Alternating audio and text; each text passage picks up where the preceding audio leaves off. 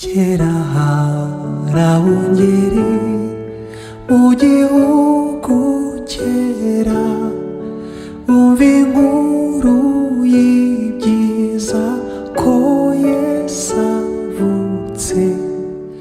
Ku musozi nijoro umva amajwi menshi y'ingabo zo mw'ijuru zishima ziti Noe, Noe, Noe, Noe, havutse umwami w'Isirayeli.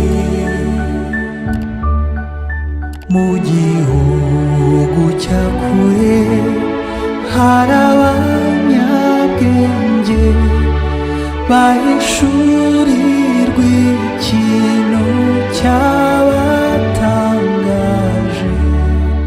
Babonye ikimenyetso cy'inyenyeri nini kibarangira aho Yesu yavukiye. Noe, Noe, Noe, Noe, havutse umwami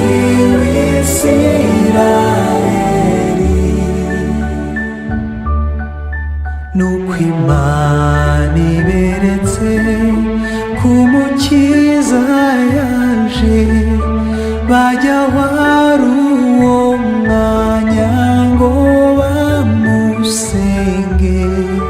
Baramupfukamira bamutura ibyiza by'izahabu n'icyome n'ishandi nayo. Noe, Noe, Noe, Noe, havutse umwami w'Isirayeli. Natwe tumusangu n'Umukiza wacu, yaje aciye